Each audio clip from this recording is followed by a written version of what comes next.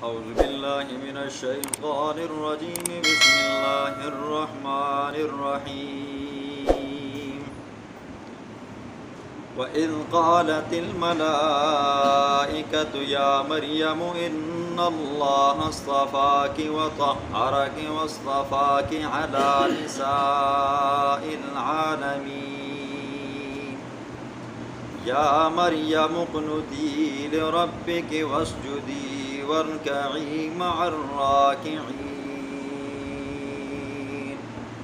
ذلك من أنباء الغيب نوحيه إليك وما كنت لديهم إذ يلقون أقلامهم أيهم يكفل مريم وما كنت لديهم إذ يختصمون صدق اللہ العظیم۔ گزشتہ سے پیوستہ درس میں آپ نے مائی مریم کے پیدائش کا ذکر سنا۔ آج اللہ رب العزت مائی مریم کے فضائل اور اللہ اپنے پیغمبر کی نبوت کے صداقت کو بیان فرمائیں گے۔ تو چونکہ آگے اللہ نے حضرت عیسیٰ علیہ السلام کی پیدائش کا ذکر فرمانا ہے اور ان کے فضائل کو ذکر کرنا ہے، تو آج اللہ ان کی والدہ کے فضائل کو بیان فرماتے ہیں۔ تو فرمایا وَإِذْ قَالَتِ الْمَلَائِكَةُ يَا مَرْيَمْ، جب کہا فرشتوں نے اے مریم اِنَّ اللَّهَ اصْطَفَاكِ، کہ اللہ نے تجھے چنا ہے۔ اب آپ نے سنا ہے اللہ نے مائی مریم کو کیسے چنا ہے۔ ماں کی دعاؤں کا جو نتیجہ تھا، ماں نے جو منت مانی تھی اللہ نے اس مائی مریم کی شکل و صورت میں دیا۔ پھر اللہ نے مائی مریم کو چنا۔ جب پرورش کی باری آئی تو بیت المقدس کے 29 خدام تھے، ان کا آپس میں جھگڑا ہوا، انہوں نے قرعہ ڈالا تو اللہ نے ان کے اندر مائی مریم کی جو پرورش کا سلسلہ تھا تقسیم فرمایا۔ قرعے سے جو اعلیٰ افضل قسم کا بندہ تھا اس کے ہاتھوں میں سپرد فرمایا۔ پھر اللہ نے مائی مریم کو جو چنا بیت المقدس کے اندر، اللہ کے پاک گھر کے اندر اللہ نے اپنی عبادت کے لیے چنا اور اپنے گھر کی خدمت کے لیے چنا۔ پھر اسی طرح اللہ نے بے موسم پھلوں سے نوازا مائی مریم کو، تو یہ اللہ نے کیا کیا جی، یہ چنا۔ آگے اللہ فرماتے ہیں وَطَہَّرَكَ، اے مریم تجھے اللہ نے کیا کیا جی، پاک کیا ہے۔ روحانی طور پر بھی پاک کیا ہے، جسمانی طور پر بھی پاک کیا ہے۔ روحانی طور پر آپ کے اخلاق سب سے اعلیٰ عرفہ تھے، آپ کا طرز گفتگو سب سے اعلیٰ عرفہ تھا، اور اسی طرح جسمانی اعتبار سے اللہ نے آپ کو پاک شفاف کیا ہے۔ نہ آپ کو کسی غیر محرم نے دیکھا ہے، نہ آپ نے کسی کو دیکھا ہے، نہ اسی طرح آپ کو حیض کی بیماری آتی تھی، نہ نفاس کی آتی تھی۔ یہ اسی طرح اللہ نے مائی مریم کو ہر طرح کی طہارت کے اندر رکھا جی۔ تو اللہ فرماتے ہیں وَاصْطَفَاكِ، یہ تو بچپن کے اندر اللہ نے چنا۔ اب آگے اللہ فرماتے ہیں وَاصْطَفَاكِ عَلَى نِسَاءِ الْعَالَمِينَ، مریم تجھے اللہ نے جہان کی عورتوں کے اوپر بھی چنا ہے۔ یہ جوانی آ گئی، جوانی۔ اب دیکھیں قرآن کہتے ہیں کہ اللہ نے آپ کو جہان کی عورتوں کے اوپر چنا، تو اس سے مراد یہ ہے کہ اس زمانے کی جو عورتیں تھیں وہاں پر اللہ نے کیا کیا ہے، آپ کو فضیلت بخشی ہے۔ حدیث میں آتا ہے اللہ کے پیغمبر نے فرمایا کہ اللہ نے 5 قسم کی عورتوں کو چنا ہے جی اپنے اپنے زمانے کے اندر۔ مائی مریم کو اپنے زمانے کے اندر اللہ نے چنا، اور اسی طرح مائی آسیہ کو فرعون کی جو بیوی تھی اس کو اللہ نے چنا۔ پھر اسی طرح حضور صلی اللہ علیہ وسلم کی پہلی بیوی مائی خدیجۃ الکبریٰ رضی اللہ تعالیٰ عنہ۔ پھر اسی طرح حضور صلی اللہ علیہ وسلم کی اپنی صاحبزادی فاطمہ سیدۃ نساء اہل الجنہ، فاطمہ جنت کی عورتوں کی سردار ہے۔ اسی طرح مائی عائشہ صدیقہ رضی اللہ تعالیٰ عنہ۔ مائی عائشہ صدیقہ رضی اللہ تعالیٰ عنہ کی فضیلت کے بارے میں اللہ نے فرمایا کہ کھانے تو بڑے ہر کھانا بڑا لذیذ ہوتا ہے، لیکن کھانوں میں سے جو سب سے زیادہ لذتناک کھانا ہوتا ہے نا وہ سرید چوری ہوتی ہے۔ فرمایا عائشہ کی مثال کیا ہے جی، وہ چوری ہے جی۔ یہاں اللہ فرماتے ہیں کہ مریم کو اللہ نے پورے جہان کی عورتوں کے اوپر چنا، تو مطلب یہ ہے کہ اپنے زمانے کی عورتوں کے اوپر چنا۔ اب چنا تو اللہ نے کیسے چنا، چن کر دکھایا کہ اللہ نے ہر بندے کو ماں اور باپ کے ذریعے پیدا فرمایا۔ حضرت آدم کو اپنے ہاتھوں سے خلقہ من تراب، اللہ نے اپنے ہاتھوں سے مٹی سے بنایا، پھر مائی حوا کو ان کی پسلی سے پیدا فرمایا۔ لیکن جب باری آئی نا جی حضرت عیسیٰ علیہ السلام کی، اللہ نے بغیر باپ کے اور بغیر خاوند کے چھونے کے اور بغیر کسی محرم کے چھونے کے اور بغیر کسی نامحرم کے چھونے کے اللہ نے عیسیٰ کو بغیر باپ کے پیدا کیا۔ یہ اللہ نے کیا کیا جی؟ بھائی مریم کو چنا جی۔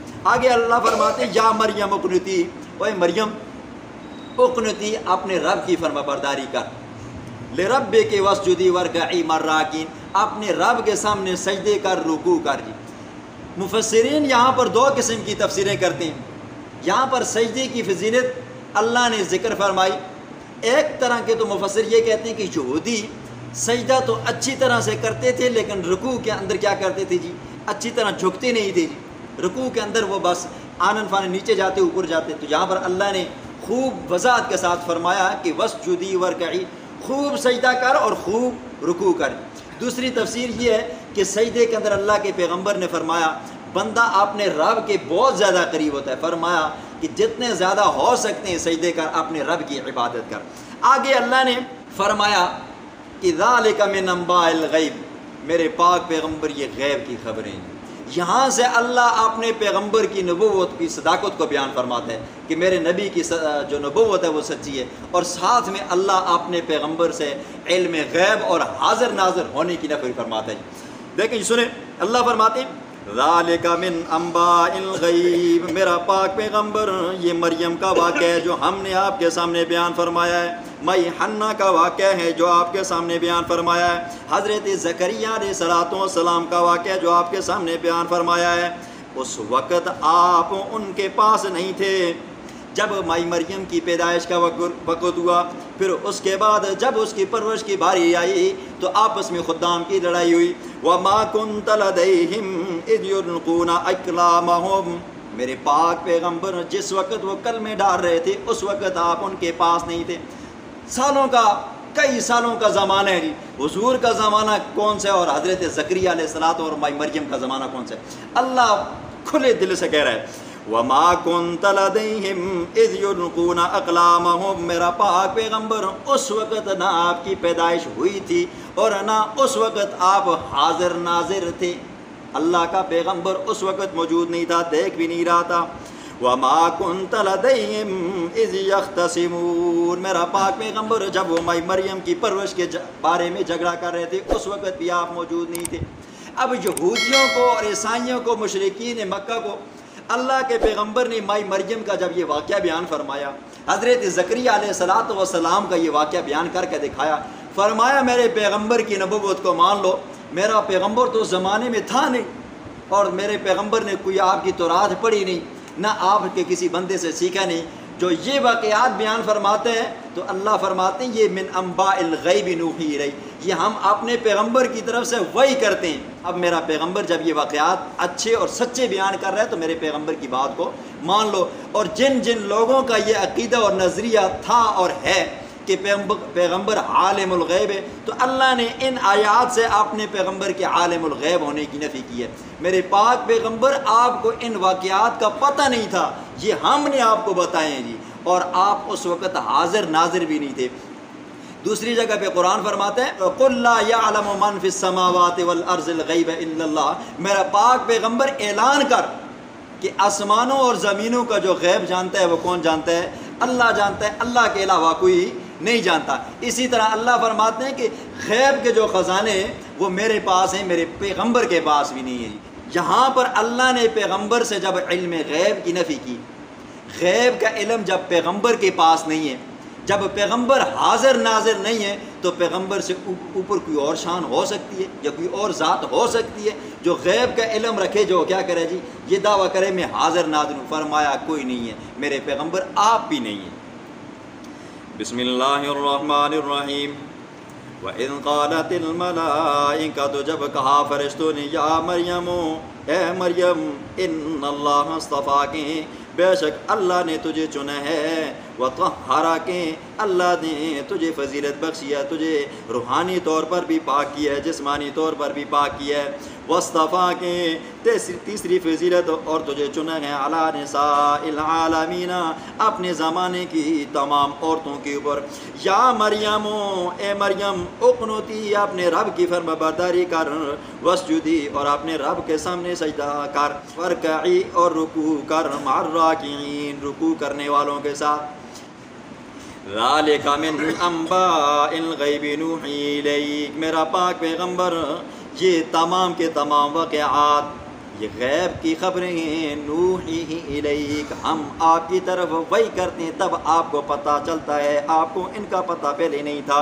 وما کنت لدیہم، اور نہیں تھے آپ اس وقت، اذ یلقون اقلامہم، جب بیت المقدس کے خدام حضرات کلمے ڈال رہے تھے دریا کے اندر، ایہم یکفل مریم، کہ مائی مریم کی کفالت کون کرے، سرپرستی کون کرے۔ وما کنت لدیہم، میرا پاک پیغمبر آپ اس وقت بھی نہیں تھے، اذ یختصمون، جب وہ قرے کے اندر جھگڑا کر رہے